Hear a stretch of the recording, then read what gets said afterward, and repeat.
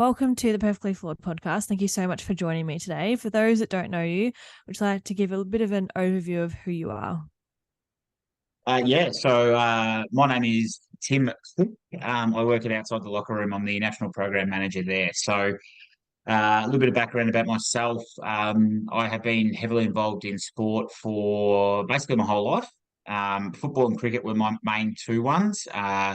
I ditched cricket probably about 18-ish to, I'd say, focus on football, but I was never that good at football. I just felt like, yeah, that sort of environment suited me a little bit more. I was previously working as an accountant for about 13 years, and about a year ago had a career change to come and work full time with Outside the Locker Room. So I think probably a couple of things led to that. It was probably a little bit of burnout from COVID. We didn't really stop the whole time there. And I think during that period at the footy club, what we did was we'd formed a wellbeing committee in January 2020, and obviously COVID came just after that as well. So being in that role there, and as I said, I was always very passionate about mental health, and I know we'll probably talk about outside the locker room a bit more, but I was also working casually with outside the locker room then, and doing some facilitation work there, and just saw the massive need for that in local sporting clubs and any support you could give. So I jumped on a wellbeing committee, was part of the actual committee as well, treasurer by nature, being the accountant, but really just wanted to help out some people in any way that I could with their mental health. And then COVID hit, and during that time, worked with a lot of the members of the club, go through various things from, there was probably gambling challenges, there was potential relationship challenges, just overall mental health challenges. So worked with them there, and then I think coming out of that and getting back in the routine of everyday life, I kind of felt like I had a bit more of a purpose than just accounting, and I loved what I did with accounting, but I just felt there was a bigger picture there. So then this job came up, um, sort of sat on it for a little bit, wondering whether I would ever apply.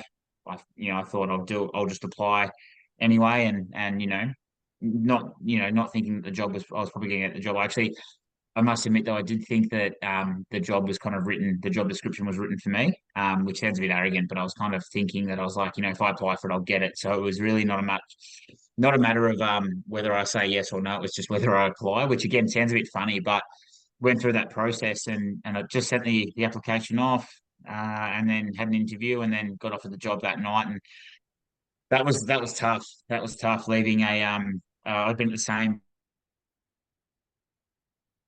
accounting firm for 13 years, and that was extremely tough to leave. It felt like there was two partners there that I had to resign to, and it felt like I was breaking up with two people. It was really tough. I've been there the whole time. They'd supported me through a lot of my journey, my mental health, and obviously support with work, and to sort of tell them that you're leaving. And I think there was a little bit of a saving grace there, that it wasn't that I was going to another accounting firm. The fact was I was leaving for my passion and the area to help as many people as I could. And I think that was well received by them as well, and they could see that that was what was happening. So we certainly left on good terms there, and there was no hard feelings. But joined OTLR, been there full time, been there for about a year now. And yeah, incredible. Just like there's been things and events that I've done where I could never imagine myself doing that before. I've been in the room with some people who are just incredible, and talking to them, and we've done podcasts through our own one with we've caught up with Luke Ball, Matty Richardson, and things like that. And these are people that I grew up watching play, and certainly Richo. I'm a Richmond fan, so watching Richo grow up was just incredible to not only meet him, but just see that persona is so different than what you see on the field. You see this guy who is pretty emotional. He'd be pretty aggressive, pretty angry, and spraying his teammates. And then you get him in a room one on one, having a chat with him, and he's just a completely different person. So I think that's been the kind of rewarding stuff. Certainly through this move, and obviously then getting out to communities and doing what I love, getting out to people and asking them how they're going, starting those conversations and educating them around mental health. Yeah, absolutely. And I think it's so admirable what you do, because it's not an easy thing to do. And I think it's unfortunate that it's not as easy as what we would like it to be. It's a difficult conversation to start, but I think sometimes keeping the conversation going is almost as hard, if not harder, than initiating it, because it's like, oh, hey, how you going? And people just expect you to sort of say, yeah, all good, how you going? And you just move on. Whereas someone Yeah. says no, you're like, oh shit, now what do I Yeah, say? yeah, and we probably find that a lot when we talk to people, and I'm big on reaching out to people over the phone, so basically by a text message or a DM or Facebook message or whatever it may be, because uh, there are pros and cons to it. I suppose the one of the big cons is you can't dictate the tone that's being said on that chain of messages, but I think the best thing about that is it's not too intrusive into someone how they're going. So I could send you a message saying, "Hey mate, just checking in. How are you?" And you might take 4 or 5 days to reply, but when you finally do, you might be ready to open up. Whereas if I'm in your face asking you how you're going, again, you might feel a bit off guard, and you may say things and it may not sound how you wanted it to sound or anything like that. So that's kind of why I do that. But the thing you notice when you do that is the responses you usually get are good. Like, so it's, hey mate, how you going? Good, you? And I think from there, and we've been talking about this a lot lately with OCLR, is if that's the case, like why are you good? So that continuing conversation is really important. So rather than just saying back to them as well, yeah, I'm good as well. Saying like why are you good? Like what's making good? Is it work's going great? Is relationships in your life going well? Is sport going well? What is it? What is why is everything good? Because when we start to identify why things are good, we tend to want to do it more. So if I say life's going really well right now, and you ask why, and I say, well, I'm enjoying work. I'm back at the gym today. I've I'm playing golf on Sunday and I'm catching up with some mates tomorrow. All of a sudden, I think, shit, that's all going pretty well. Maybe I'll try and play a bit more golf, and maybe I'll try and catch up with my mates once a week because I enjoy that. So I think that when we talk of mental health, we're only just starting to open up about the negative, which is fantastic that we're doing that. But we never really celebrate the positives with our mental health. So whenever I come up to you and say, "How you going?" and you say, "Good, you," and if I turn around and said, "I'm fucking fantastic, I'm killing life," you'd be like, "Oh, you sound a bit arrogant there. You sound like a bit of a flog." But really the actual part of it is that I like what I'm doing and I'm happy about that. And most people, when they hear someone say it, we probably want to cut them down a bit. It's a bit of that tall poppy syndrome. Whenever you see someone going so well, you almost want to bring them down a little bit to your level rather than yourself being raised up to their level. And I think that's something we kind of need to shift in today's society, because if your mate's killing it in life, awesome. How good's that? Find out what he's doing differently. It might be the fact that he's meditating. It might be the fact that he's practicing gratitude every day. Or maybe we start doing that so then I can start feeling like he's feeling right now, rather than, talk behind his back, or rather than give him shit to say, oh, mate, you're sounding a bit arrogant there. We'll pull up a bit so you can come back down to my level. I want to get up to where you are and I want to be as happy as you are. And whatever you're doing is working. So let me come along for that ride, if that makes sense. Yeah, it's so interesting that you say that. I actually heard I don't even know what podcast it was on. Someone was saying that, do you get jealous of when your friends are doing really good, or you see someone out there doing something that you've always wanted? And it's like, well, no, because now I can just see that it's actually an option, that it's doable, that it's not impossible. If they can do it, then I can too. And I was like, that's such an interesting way of looking at it. So simple, but it just sort of like was like a light bulb moment went off, like, oh yeah, that does make sense. Yeah, for sure. And when you think of people like that, it's everyone talks about about mentors and people that they want to look up to and things like that. And if I'm looking up and saying, I one day want to own or be CEO of a massive, an ASX listed company and things like that, and I'd follow one of them as a mentor. But really, when you look at a mentor, I think that a mentor should be someone who's probably 2 steps ahead of you, not someone who's 1,000 steps ahead of you that you want to get to, because that person right now is someone who is dealing with everything you're about to go through and they've just dealt with it.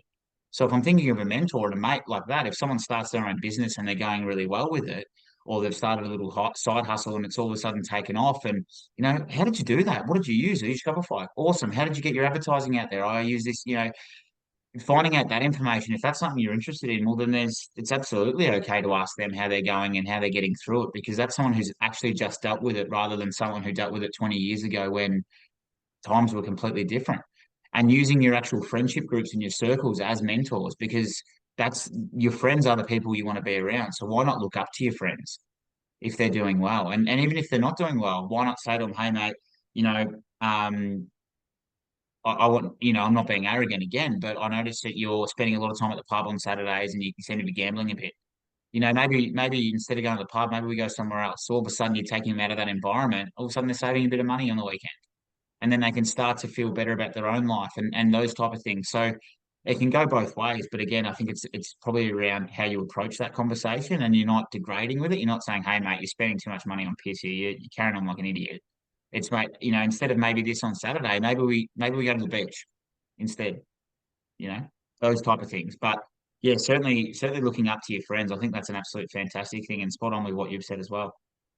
Yeah, absolutely. I sort of want to circle back to the beginning. You sort of touched on how you grew up with sport and cricket and football, and then mental health was always a passion.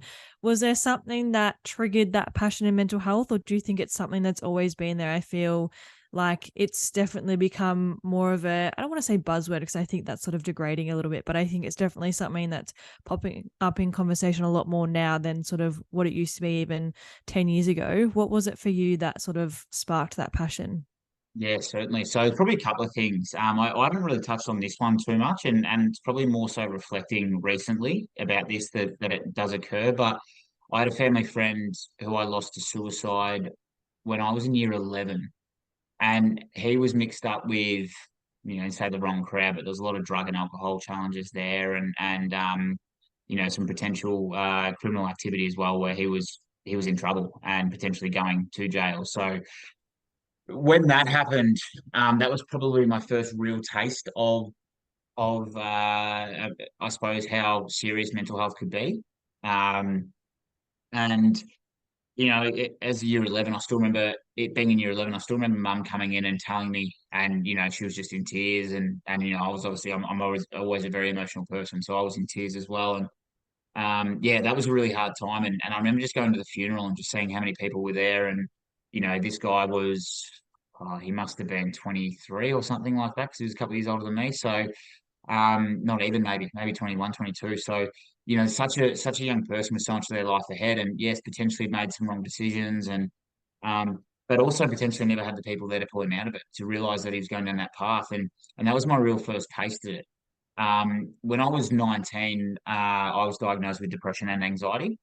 So I had my own sort of challenges through there where I was really struggling to sleep.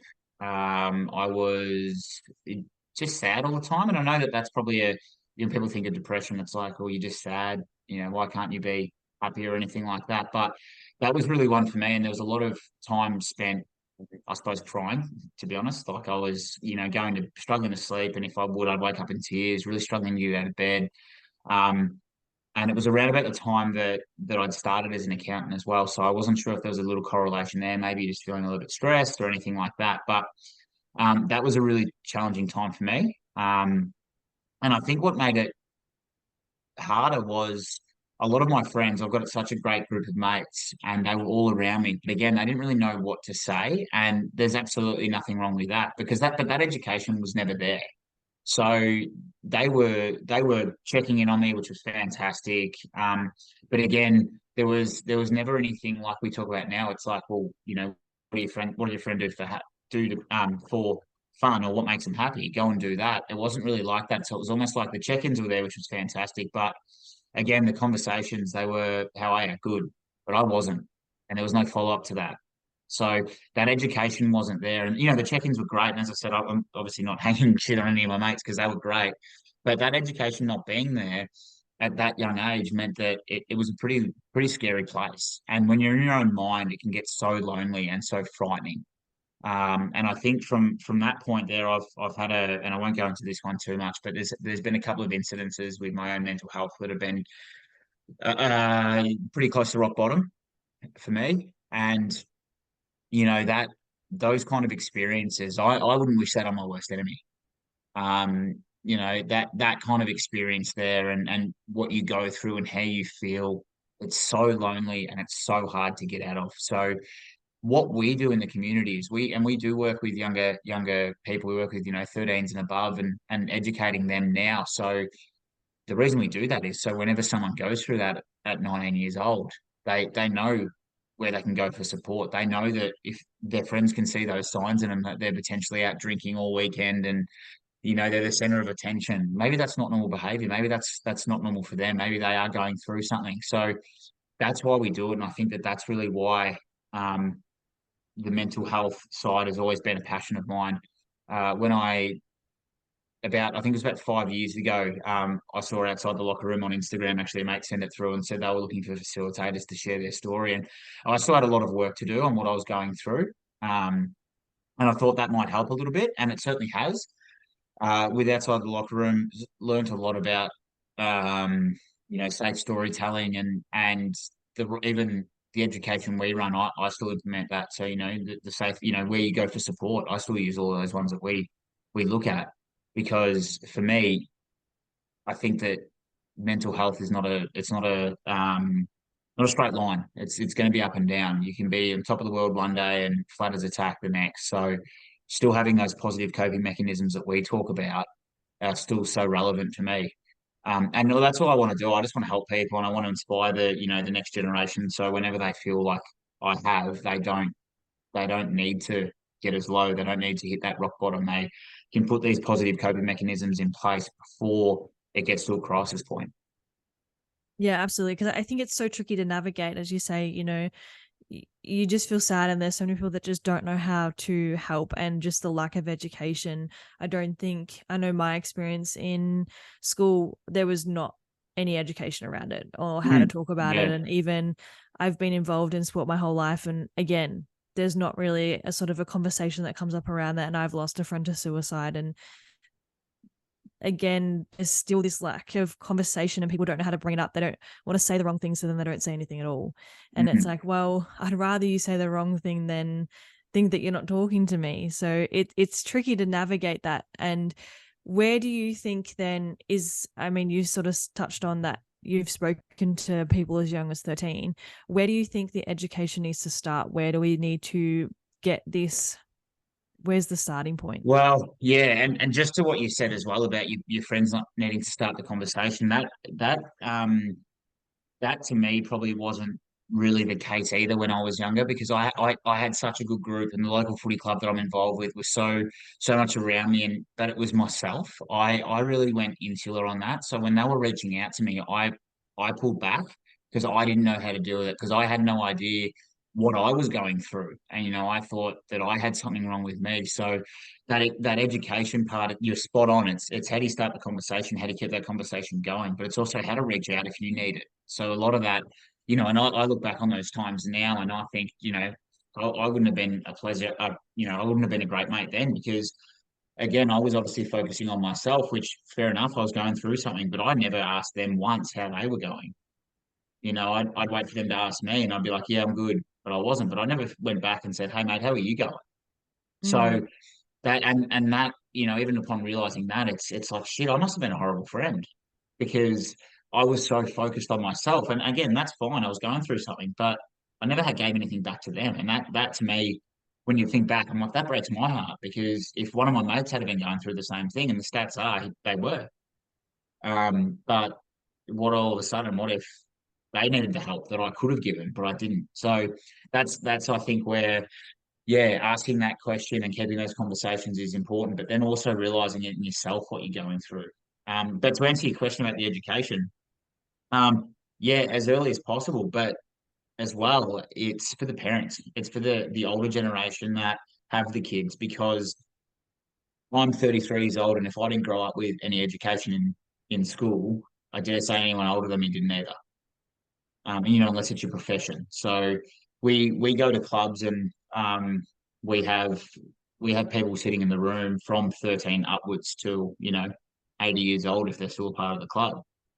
And we've had people come up after, and it's usually the older people who've really taken something out of your session, because this is all brand new to them. And I think mm, kids at the moment, which is great, kids at the moment are getting that mental health education in schools, that, and um, you can ask someone to list 15 things, 15 signs of a mental health challenge, and they'll list them like that. The younger generation, you ask an older generation, and they're going, sad, angry, I guess. I don't know.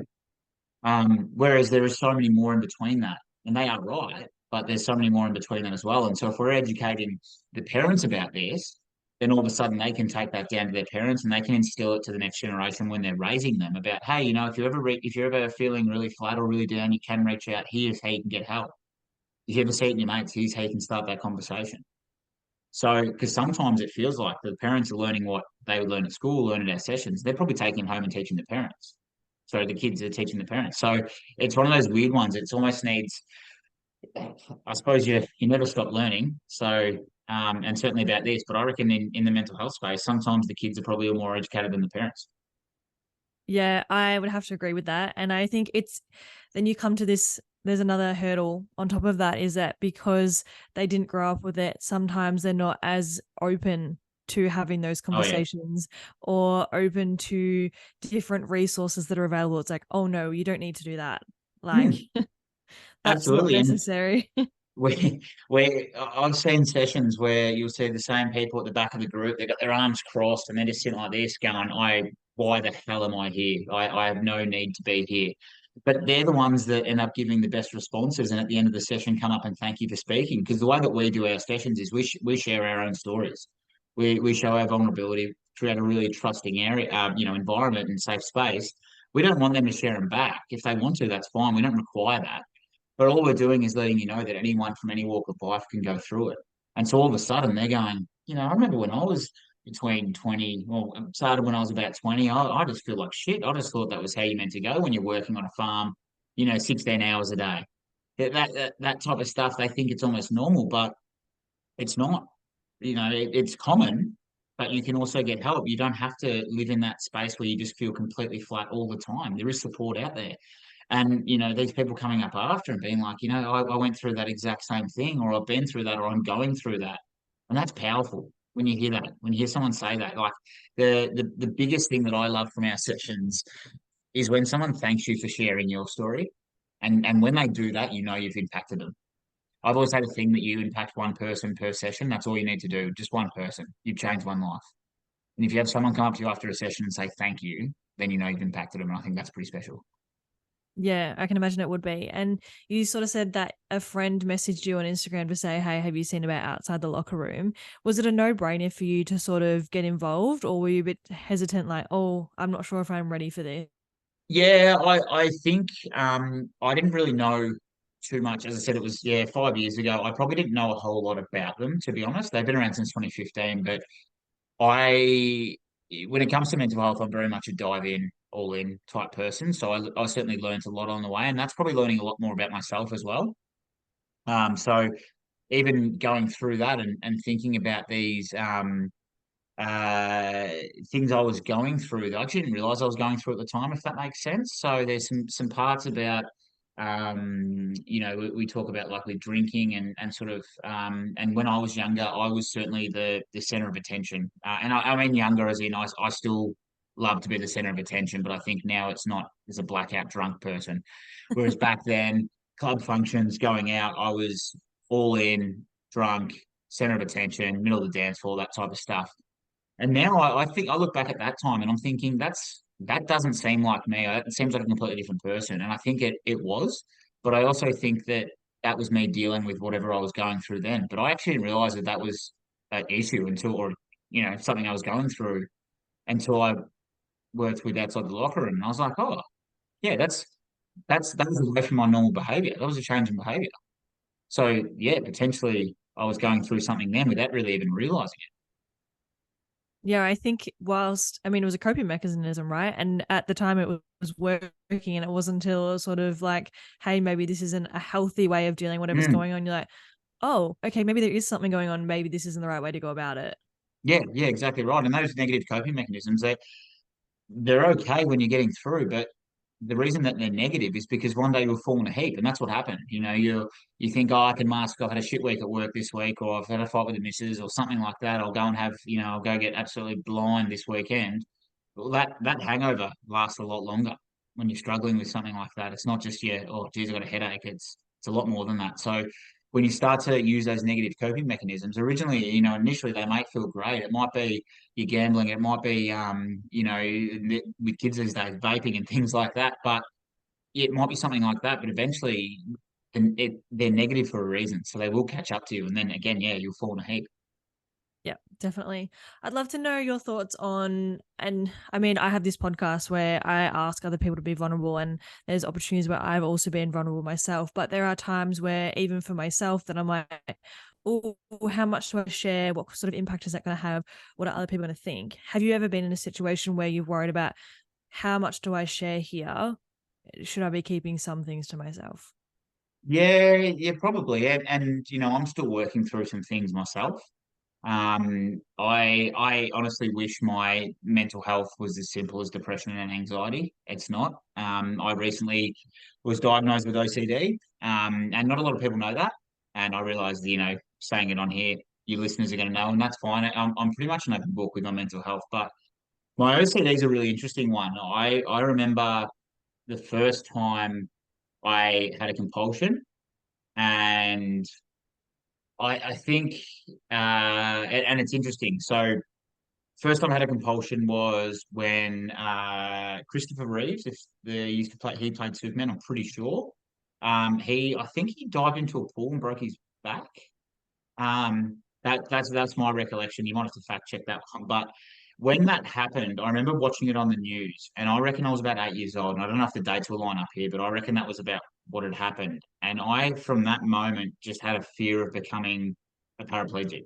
Just an absolute fear, a fear of accidents, a fear of walking out the road and getting hit by a car. And so my first compulsion that I went to was the touch wood, like, oh, I hope that doesn't happen to me, touch wood sort of thing. And that then really, I think from there started it all. But it then went so far in, and again, this is the stuff that I'm working. I've got a counsellor at the moment. Excuse me, got a referral to see a psych regarding this because OCD, it's crippling. I'll leave the house 5 minutes after I plan to because I'm filling up a drink bottle a certain amount of times. I'm making sure the door's locked. Um, that's hard. That's hard to deal with, and it's hard for. And I know it's hard for my wife because, as I said, I've known I've had it since that time. Since I really learned what it was. I look back on those experiences going, shit, you've had it for so long. And I only reached out. I'm 33 now. I only reached out in March to get help this year. So that's a long time, basically hiding with a crippling illness which is what for me it feels like. And as I said, I haven't told a lot of people that. I think my probably my closest mates would know, and it maybe not even that, to be honest, because it's something I've been pretty embarrassed about. But it's obviously feels a lot more comfortable talking on a podcast about it because you're not speaking face to face with people, and I think that for me, one of those ones to heal around that is to potentially speak out about it. Um, it makes it a bit easier. It's kind of like you're less likely to hide or something like that. But yeah, that is certainly one I'm still being challenged with. I wish it was something I could just switch off. But for those that don't know what OCD is like, it is like an itch in the back of your brain that must be scratched. That's how I describe it because that's how I feel when I haven't done or I need to do a compulsion. So again, I'm an open book, and I hope, and I honestly hope a few of my friends do listen to this. And sorry if I haven't told you, um, in this stage, find out. But I think that this is something that I have been living with for so long and hiding for so long. And all through high school, I remember specific things that I was doing, drinking from the um drinking from the drinks taps had to be a certain amount of times, going to the beach, going under a certain amount of waves, and the logic behind this is insane. It doesn't make sense, but that's the OCD component. Yeah, that's what it is. That's the nature of it. That's that itch that had to be scratched. So that for me has been challenging. I've probably found it easier to talk about during sessions because traditionally in a session you might be in a room full of people that don't know you, and I think for me the biggest one that I worry about is letting people down. So if people have this perception of you and they know you, and then you come across and you say something or you do something or you are actually something else, then they'll be like, "Oh, you're not the person I thought you were." Or, yeah, I thought you're that guy who preaches mental health. Like, why do you have something, not you tell me to open up and talk about stuff, but you've never mentioned that you've had OCD before. And so I think for me that's one of those ones where you talk about that vulnerability. There's parts of my life that I'm happy to share, and and certainly with mental health. But there are still parts that I am working through and trying to get on top of, because I don't know. I just sometimes think that if I go too early on it, um, and tell too many people, they might have this idea of me, and that's something that I'm probably not. I've never wanted to let people down, so I think that that kind of part of my life I'm still trying to get on top of, so then I can say to someone, hey, I've conquered this, rather than I'm going through this. And I know that's not healthy, but for me, and we tell people, you've got to open up and when you're going through something, because that's where the support is. And I've got my support around me. So with regards to the OCD thing, I'm going really well with that, because I'm still challenged by it, but my wife's around me. I've told my brother, my parents know. I see a counsellor about it. So in that regard, I have opened up about it, but it's probably not one of those things I'm ready to send in a Facebook message. Hey boys, guess what? I've got OCD. I guess. Yeah, I think there's been times where something sort of popped up for me, like I can't think of an example off the top of my head, but let's say it's something that I'm sort of struggling with, and I've just assumed that it's normal, and so like I voiced it out loud, like, nope, nope, I don't experience that, and it's like, oh, okay, that's not Mm, normal. Okay, maybe there's something else going on, and it's tricky because I'm I'm so worried about what other people think of me, and it's, I mean, ironic that I have a podcast where I talk about different things. yeah, But yeah, I'm so aware of what other people think of me, and so I can get hesitant of how much do I share, how much do I feel comfortable sharing with. But at the same time, I'm like, I started this for a reason. I want to normalize these conversations, and it's because no one else was talking about it that I didn't talk about it. So, as you sort of said before, if I can impact one person, that's a success. So if I can talk about my experiences, that might make it easier for one person to talk about their experience. And then they can then pass it on to one person and one person. And it's exactly that right. flow on Exactly effect. right. Yeah, for sure. And I actually, speaking of that flow on ripple effect that we have, I had one of our ambassadors is Chloe Malloy. She plays footy, the AFLW at the Swans. I had a meeting with her today, and I sent her at the end of the meeting. I was like, "You got homework. I want you to message two people on your phone and just tell them what they mean to you. Just two random people, doesn't matter who it is." And I said, there'll be a ripple effect. They'll be like, shit, like, how good's that? And then all of a sudden, they'll message two people, or at least one person, to be like, hey, I appreciate you. And all of a sudden, that inspiring, that influencing that one person, it doubles, it multiplies, and before you know it, you've got people that are just telling people that they love them. And for a lot of people, that might be what they need to hear. That might be that they might be having that day. They might be having that day with their rock bottom, and they get a message from one of their mates going, "Hey man, love you." That's so good. That's so powerful. It means so much to so many people. Yeah, 100%. Sort of on that topic of conversation of thinking about being vulnerable and what other people think of you, how common do you think that is in sport in general, from junior level to sort of going to that elite level of like, okay, well, in sport, you have to be strong. So I don't want to talk about this because I don't want other people to think that I'm not strong and that I can't do X, Y, and Z. Yeah, no, it's massive. And I think from that as well is it's a lot about fitting in, depending on the culture of the club. So, you know, when you're not a professional athlete, you can play sport wherever you want and whatever sport you want, depending on your skill and expertise, maybe whether you get a game or not, but you can basically go to any club you want. So you can really pick on the club. You can go to the club that has the best culture, the one that's going to include you in the most things, take you for who you are, for example. And that's why the clubs we go to, and we want to instill that culture in the club that I'm certainly involved at. I hope that it has that culture, and that's the culture I'm trying to leave there, because and not that I'm going, but that I want to have there, because that's the way you get people to your club. If you walk in and no one says g'day to you, you're going to feel isolated from the first day. If you walk in and 20 people come up to you, say g'day, give you a hug, they don't know you, and all of a sudden it's like, how good's this? So you feel comfortable to be yourself. This is where elite sports gets probably not let down, but this could be a certain challenge for elite sportsmen, because it's a job. It's a job. So you can get traded, you can get signed wherever. You have a little bit of a say in it, or you do have a say in it, I suppose. But if you sign a 5-year contract and you walk in and people know what you're earning, and you play a couple of bad games, and all of a sudden people are going, you're shit. Your fans turn on you, you're shit. That's hard. That's hard to deal with. So that's no wonder these famous people need to take time out, because Imagine jumping on Facebook or Instagram or whatever, and there's just shit being spoken about you from everyone because you've had a bad game of football, because you've done a bad job at your job. I guarantee you, when that chippy that fucked up a wall, he's no one's getting on Instagram, 50,000 people blasting him over that. So when someone misses a goal that costs the game, that's their job. That's workplace bullying, if you think about it. Yeah. So I think that, yeah, it can be challenging to be yourself, and I think that's why with professional sports people, they don't want to open up because, yeah, I don't want to be weak. I don't want to be that perceived. I don't want you to think of me as someone who needs a timeout from the game because I'm going through something. And I think that's something that probably needs to change. Yeah, and I'm going to ask the question, and you might not know the answer, and that's totally okay.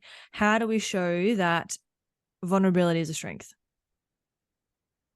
I think, firstly, it's the top down.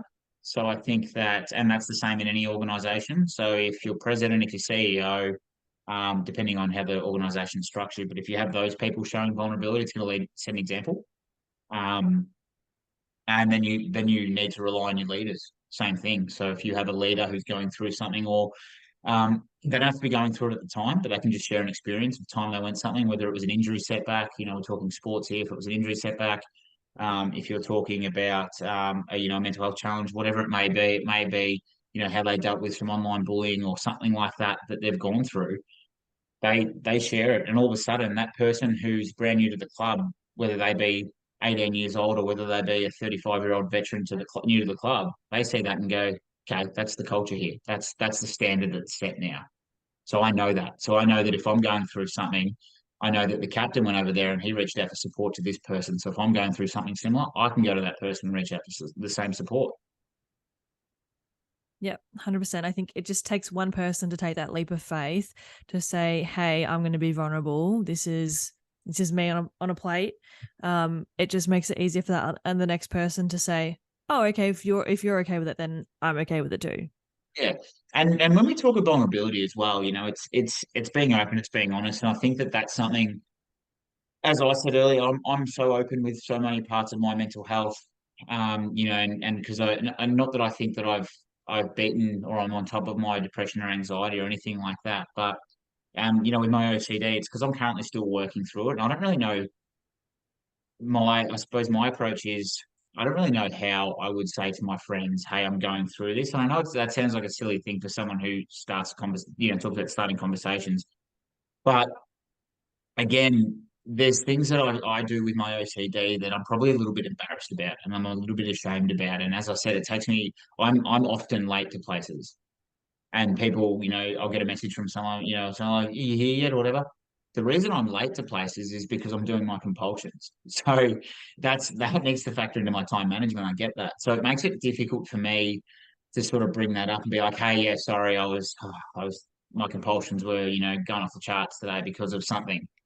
So that for me is really, I find that difficult. And, I'm in the space of opening up and talking and sharing everything. So I could imagine how hard it would be for people who have never opened up about anything to come up all of a sudden and be like, "Hey, I'm going through this." I get that. So again, I think it's really important then go back to that two-way education. Yeah, you educate on how to ask the question, but you also educate on how you reach out. And as I said, with the OCD stuff, I have reached out. So I'm going through my own support network there. It's just that I haven't, again, announced it, I suppose, to the world, sort of thing. But that'll certainly come. And then the vulnerability part, it's really interesting when you say someone needs to take a leap of faith. I completely agree with you. The thing people need to understand, and this goes back to my point about, I probably haven't told my friends, but your friends will understand. They're your friends for a reason. You have so much in common with these people that are in and I talk of community a lot. So when we say, your community, it's your community could be your football club, but it could or a sporting club, but it could also be your parents. It could be your brother. It could be your five best friends. It could be your one best friend. It's whoever's around you that fills your cup. So your community, when you tell them something that you're going through something, 100% they're going to support you. 100%. They're not going to turn around and go, "Oh, OCD, what a weirdo." They're not going to do that. They're going to turn around and they're going to ask questions because they probably don't know a lot about it. but they're going to offer support too. And one of the biggest ways you can offer support, just listen. All you have to do is listen. If I come to you saying, "Hey, I've got OCD," I don't need you to learn everything about it. I don't need you to try and say, "Oh, have you tried this? Have you tried that?" I just need you to listen and nod and smile and be like, "I got you," sort of thing. So I think that when we talk of people showing vulnerability, people will listen, and their support networks and their communities will listen, and they will support. Yeah, 100%. And I think there are so many good people out there, as you say, that will just take the opportunity to just sit and listen, or say, Mm. okay, well, do you want to hang out this time and we can talk about something else if you just need a distraction or whatever it is. If you do come across someone who is not as open-minded or doesn't understand or is a bit against the idea of mental health, I guess, how would you navigate that conversation? Yeah, I suppose that's the education part. So it really comes down to the situation you're in. So if I overheard, if I had a mate opening up to one other mate, and I was a part of the conversation, and one mate basically rejected the idea that the other friend was going through something, it would be a chat between me and that third person, and it would be education. So it'd be like, hey, do you know this? Do you know these stats? Do you know that the time that this person did this, it was most likely because they were going through this, and then it'd obviously be supporting and checking in on the actual one who was going through something. It can be really hard when you're opening up to someone and they're basically not giving you anything. Um, and that doesn't mean they don't care. Again, it means they don't know how to support you. So, the idea that, oh, I've opened up to him and I don't think they like me anymore because I've told them something and he was scrolling on his phone the whole time. And, you know, that may be the way that they deal with it because they have no idea. So you've got a couple of options. You can obviously go to another friend around you or another support service that you've got a network in your community. But again, you can also say to them, say, look, I don't really know what I'm going through here. I don't really know a lot about it. All I want from you is, and just tell them what you want. As I said, it might just be, I just want to go for a drive with you. I want to go for a fish with you. I want to go kick the footy with you. That'll take my mind off things. That'll make me feel better. You just listen. I'll talk. Let me just talk for 30 minutes. It'll be shit. It'll talk whatever. You don't have to agree with any of it, but I just need you to listen. And I think that that's a really, really big one there. That again, if a mate come to you and you didn't know a whole lot about it, but he goes, "I just need you to listen." You'd be like, "Oh, okay, cool. We talk anyway. Like, do you want to play PlayStation and you talk? Do you want to go for a walk or get a coffee and you talk? I'll be there." So it's about educating, I think, those people that potentially don't understand how serious it is, or even what you're going through. Yeah, and it's not always the easiest thing to have, so it's tricky, and sometimes you just have to be patient about it. With your experiences in sport, like your personal experiences with footy and cricket, what were they like growing up? Do you think, what was the culture like? What was it like your first-hand experience? Yeah, culture again was great. I was very lucky growing up that my parents were very supportive and awesome. And it's one of those ones where you talk of privilege. We weren't millionaires by any chance, but we got every opportunity. So when it came down to playing cricket, I got the pads, I got the bat, all that type of stuff, which turns out to be a poor investment because I'm horrible at cricket. But but mum and dad and they were there. They were there watching the sport, cheering you on, which was awesome. Same with footy. You got the boots, you got the rego fees paid and things like that, and you had that support. You had people there watching you and cheering you on, and the clubs that I played in, I played with a lot of mates, so I was very lucky with that as well. I think sometimes you might be the only one in your from because thinking about growing up, really your friends are school friends or they're sport friends. You might have a couple of family friends, but that friends you see on Christmas holidays and Easter and things like that. But majority they're going to be school friends, and I played with a lot of them, which was great, and I played against a lot of them as well. So there was always that rivalry, that banter. But football was my bigger passion than cricket. But in all environments was always, yeah, very very safe, fun, enjoyable time. Other than the internal pressure that I put on myself, which again, looking back, is completely unfair because I was not good at cricket, but I would crack the shits and be so unhappy with myself when I would make a duck. But I was shit at it. So if I made one, I should have been happy, not sad. And footy as well, I took that pretty serious. And certainly younger, sort of 18 to probably 22. I think football was a pretty big part of my life, and I took that. I took that role pretty serious. Like I think at 21 or 21, I might have been in the leadership group at the senior footy club, which again was took that with great pride. Um, but but yeah, football for me, um, it was always just an outlet, but it was also a way that you could see your mates with no real effort, if that makes any sense. I played with people I liked, went to school with a couple of them, and I saw them 3 times a week for probably over 10 hours. And that's with no effort. That's because that's what I was doing, and they were going to be there. So for me, that's what sport was. It was a place where I could try and improve myself, stay fit, and try and stay fit, and see my friends. Yeah, and at the end of the day, that's probably what the essence of sport is those relationships that you form. What was Mm. your experience like? And then I guess you can sort of even talk generally on this of when someone leaves sport for whatever reason, injury or Mm. just the passion's not there, in terms of the connections that you have and maintaining those relationships. How Mm. do you think you navigate it or people navigate it in So general? yeah, so I've got a good one on this. I played at my footy club since under nines, and then at about 20, maybe 23, I left. I moved clubs. So basically, I wasn't getting a senior opportunity. And again, looking back, completely understand it. That was when I was going through my mental health challenges back then, and noticed some significant changes. I had horrible diet. I had was drinking a lot. I think I ended up, well, I know I ended up getting to about 106 kilos, and I'm not tall, so there was, I was well overweight. And again, looking back on that's a sign that you're going through a mental health challenge. But then I was just dealing with it.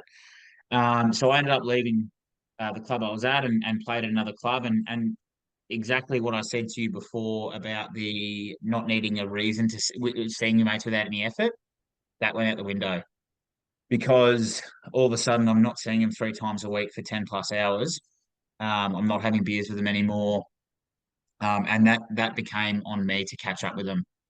And I was so scared at that time that my friends hated me for leaving.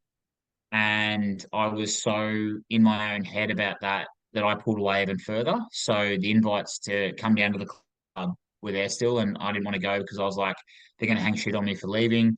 The invites to catch up for birthdays and things like that, I didn't want to go. I might have gone a couple of them, but I didn't want to anymore because again, I was scared I was going to get shit hung on me for leaving. So I rejected a lot of it, and then the invites stopped coming because well, clearly you've got a problem with them and that's the way they would have seen it. And that's fair enough because I never made an effort. So that's when it became really hard for me. And that was when I was probably at my lowest. And that's when I talk of my rock bottom incident. That is certainly during that time. I've since gone back to that club. And it's honestly like I had never left. The people were great. You still see the old people that have been there since before I came to the club. They're still there. The people are around, and I suppose I've I think spoken to a lot of people that have thought about, not a lot of people, but there's been several people, whether it's a twos player, whether it's a senior player, whether it's an under 19 who maybe just doesn't want to play footy anymore, about leaving the club. And it's sort of that same message is you won't find a support network quite like this. You won't find a community quite like this. And I know every club will say that about their own, and that's awesome. That's exactly what it should be. Otherwise, you'd have 1,000 players at one club. Everyone has their own club they love. But in that club that you love, you're not going to find a support network like that. It's not just the club I'm at, it's every club there. If you love it for a reason. You love it because your friends are there. You love it because you've had success. You love it because they're good people. It's good culture. So when you leave that, you're not going to find a support network for that. And that's really hard when you're trying to lure players over from other clubs and trying to sign them. But the reality is, if you're having second thoughts or are worried about leaving, then maybe you shouldn't leave because you are in a place that love you or you love them. So that makes it really hard as well. But it is very interesting local sports and in particular local football. when I was younger, there was a lot of and I'll be honest, I'll be guilty of it as well. When someone would leave the club, you'd hate them, not hate them, but you'd be pissed off at them. And it's local sport, but back then it was all about, oh, why wouldn't you want to play at my club? But whereas now, when you leave, you get a bit annoyed because it's, why wouldn't you want to be in my community? Mm. Why are you leaving? Have we done something wrong? Is there a reason you would leave our community? Because we've put a lot of effort in to make this place great for as many people as we can, and you leave. Is that because what, like, why? It's almost, you need to have that exit interview to be like, is it something we did off the field? Because we want to make this club as welcoming to as many people as possible. And so I think that sometimes it's a bitter pill to swallow sometimes. Yeah, absolutely. I'd love to know then, as you sort of withdrew because you were second guessing yourself and other people and their sort of perception of you when you left the club, how do you then think, okay, well, now I'm in a better position mentally. I understand what's going on for myself. How do I now rekindle that friendship? How do I now reach out because I feel like I've been a shit friend? Yeah, that period really lasted probably a season, and I mean, there was still times that I was in group messages and things like that. So that connection, it felt like it had lost. Personally, it had lost way, but in the group sense, it was probably still there, if that made sense. So, um, and I think at that age, you are still discovering a lot about yourself and friendship groups and things like that. And I think a lot of people, to be honest, they probably just forgive and forget. And again, they probably didn't even see it as such an issue. I was always so in my head about being a people pleaser, as I said before. A lot of these people will probably have their own things going on. And as I said, during my time, I was probably a horrible friend because I never asked how they were going. So potentially they're going through their own challenges and trying to get through it.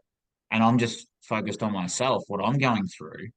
So we're actually both going through something similar, but we never asked each other how we were going until we both arrived at a point where we're both comfortable where we're with what we've gone through. And then the rekindling happens. So there's probably a lot more common ground in what we went through than we even know. And I think that was that the rekindling as well. As I said, I probably blew it up to be more in my head than what it was, because there was never any hatred. No one ever came back to me and said, "Oh, look who come crawling back." There was never any of that. Mm. But in my mind, that's what was going to happen, and that's why I didn't want to be a part of those conversations because I was ashamed that I left, but I left for the right reasons because I wanted to play senior football. But I didn't know what was being said about me behind closed doors with them, and there was probably nothing. But in my head, there was something, and I was scared of that. Yeah, it's just it is a scary thing. I'd love to know what your ultimate goal from your perspective is of outside the locker room and what sort of legacy, without being morbid about it, what sort of legacy you want to leave behind with it. Yeah, the short term one positively impact one person per session, and we present to sessions of up to and over 100 people. So the odds are impacting one person's pretty good. They get a bit tighter if you're running a session like a leadership session with just the leadership team. There's 8 people in the room, but you still hope you can get through to one person. That's the short term stuff, and I want to. I think that's a really big one, and also with the short term, it's reached those communities that otherwise wouldn't have that support. So we go a lot. We do a lot of rural sessions, and I think that's fantastic that we can get the opportunity to go out there. I actually went up to Deniliquin Rovers, and they were awesome. When I walked in the door, the lady I was speaking to, she was like, "Oh my God, I feel like you're a rock star. I've seen you on Instagram." And I was like, "Oh, how good's this?" But like those type of things, when you hear that, that's cool. Like that's a cool thing to do, and you like they've heard about you from your job. Awesome. Like imagine that. Like what a life that is. So that's been pretty cool. And um, with OTLR, we obviously want the goal to bring the suicide numbers down to nothing, and we don't want to exist.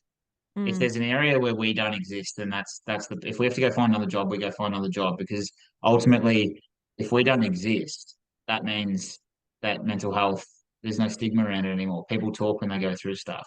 There are no deaths by suicide because people are opening up and reaching out and finding support. They don't need us to be harping on the message of mental health and here's how you start a conversation because everyone already knows. That's the ultimate goal. Whether it's achievable, I think there's aspects of it that are. I like to believe that it is certainly achievable. The main challenge we have is funding. Um, we're not government funded. It costs to run our session, and that brings its own challenges. I had a school once who wanted to run a session, and we were like, "Yep, cool, absolutely love to." Gave them the cost, and they came back and said, "Sorry, the guy I was speaking to really wanted it there," and he goes, "Sorry, the school have decided to go for another wellbeing resource in brackets new TV." And so I was like, that sucks that they prioritize that over mental health, and they've got their own reasons. That's fine, but that sucks that had to come to that. When you talk of money, that's the reason. It's not there, and who knows what's happened. You know. Yeah, that makes it tricky. Completely switching gears. Do you Mhm. have an embarrassing sports story? Yeah, I was thinking about this one. Probably. Well, there's probably a couple. There was always, like, there's been times where I've had stitches playing sport and then had to run out with like already bandaged, so stitches the week before and the chin and the head, and then you'd run out with the tape already on your head, which it was always funny to me because it was like, why, like, you look stupid, you look so stupid. But I think one that I'm probably not proud of it. It's embarrassing, as in, if I saw someone do it now, I wouldn't like back when I was playing seniors. I was about 20 years old. I had pneumonia. So I ended up being in hospital for a couple of nights and missed what would have been, I think it, no, I got it, must have got it Monday. And then the next Saturday we had a club function, and I went and I drank and partied and all of that type of stuff. And then we had a mid-season review the following Tuesday, and one of the senior guys. So it would be very similar to, he was probably about late 20s, and again I was mid to late 20s, and I was early 20s, and he brought it up in front of everyone, and he's like, "Mate, you're in hospital for a couple of nights with pneumonia, and you've gone out and you've got pissed on the Saturday night. That's not a good look. It's not healthy. Sort of basically pull your socks up." And for me, then, oh, the shame that went over that, and he's completely right. The shame that just went over that. I was like, oh my God, I can't believe I didn't even hang around for the meal after. I was like, I've got to go home. Like, I'm so embarrassed about my actions. And again, if I saw someone do it now, I'd say the exact same thing as he said. I'd be like, "Mate, you've got to look after yourself." And he was somewhat having a go, but it was also more about, you've got to look after yourself. Like, Mm. you're not invincible. And I would say the exact same thing. I got no regrets with what he said, because that was a bit of a learning curve for me. I was like, wow, you're right. Like, that's not healthy. That's not good. So yeah, that was one thing. Again, it's not like embarrassing, like no falcon, in front of the front of the crowd or anything like that. But yeah, that was certainly embarrassing after the fact, and I've learned a lot from that. Yeah, definitely. I mean, I had an I played netball and I fell over last night and I was so embarrassed. Any injuries, or is it just a Yeah, graze? Or I've jarred my elbow, my wrist, so I'm a bit sore today and a bit uncomfortable. wow, But yeah, the embarrassing it hurts more. yeah, the bruised ego, the pride. Yes. It's all about the pride, isn't it? Oh yeah, that's yeah. You've Uh, been playing that ball? I've been doing it since July this year. I played way back in the day, back Yeah. in primary school and then early high school. And I'm like, you know what? I miss it and I want to play. And so I'm doing it socially and it's so much fun. Oh, So good. much So fun. what made you miss it, you reckon? Did you see it on TV? Did you a couple of mates play? Like what? So I was in a position where I was swimming and doing netball and athletics and hated running. I was like, athletics, see you later. And then my swim coach said, if you want to take swimming to where you would like it to go, you need to choose. Hmm. And so I had to choose swimming or netball, and I chose swimming. And I just think that it was an option to play any other sport. It was like, no, you can't play other sport, you'll get injured, or you don't have time, you need to commit to this fully. Hmm. And so I was like, okay, well, they know more than I do, of course. Yeah. I'll do that, easy. And it's sort of now that I'm like, actually, if this is something that makes me happy, I should do that. And so it's just social. You turn up, play a game, and not much commitment to it, and play with a lovely bunch of ladies, and it's a blast. Fantastic. That's awesome. I love what you've said there. It makes you happy, so you're doing it. Yeah. Isn't that important? Like, what fills your So cup? important. It's that, you know. We ask people, and I don't know if Todd said this the other week, but or Todd did this the other week, but we ask people, what do they do for fun? What makes them happy? And people can't come up with two. But you ask them for signs of mental health, and they come up with 20. And it's Mm. like, isn't that sad that you don't know yourself what you do for fun and what makes you happy? If you actually thought about it, sat down and thought about it, you hopefully be able to come up with a list of 50 things that you enjoy doing, whether it's, you know, walking the dog, coffee with your partner, anything like that. But people don't know that. They don't think of the positive side of life. But if I said things that make you angry, you could give me 50. Yeah. When people don't wave, when you let them in traffic, when people at the airport, when they stand too close to the conveyor belts before the bags have come out, like why? Yeah. But those things, they can piss you off. But and you know them, you know what pisses you off, but you don't really know what makes you happy, which is wild. Yeah. It's I mean, my ego is a little bruised, but definitely still brings me joy. I will go back next week. I'd love to do 3 questions to sort of wrap up our chat today. And the first one is, what is something that you're most proud of about yourself? I think I care about people, and again, when I say things like this, I know I sound like a flog. I get that, but I think people closest to me would be able to say that as well. They'd be able to say I was a flog as well, but I think they would be able to say that I care about them, and I think that's pretty cool. Like to want to stand for something and do something, and hopefully they know it and they notice it and they could appreciate that. I think that's pretty cool. But I'm pretty proud about that. But I'm also proud of the fact that I took this job, that I made the switch. Pretty proud about that. Yeah, it's That definitely that took something a to be lot of. proud of. Yeah, it was a heavily weighed up decision, but yeah, I'm glad I did because, as I said, I've met some pretty cool people, and I wouldn't be on this podcast right now if I didn't. So that's pretty cool. Yeah, absolutely. Do you have a favorite quote or the best piece of advice you've ever been given, or both? Quote is I think this one was from Mum way back when. Be kind always. Hmm. So you never know what anyone's going through. So just always be kind to people. But the one that I love, the quote I love is support, not solution. And I harp on that a bit when we do our sessions because if your mate comes to you and they're struggling, you're not meant to solve it. You're just meant to support them. You're not the trained person who's mental health, qualified trained person, mental health professional or healthcare professional that's going to solve it for them. It's just support. So support, not solution. Yeah, I love that. I think that's so important. Do you have any other tips or advice for those that are listening?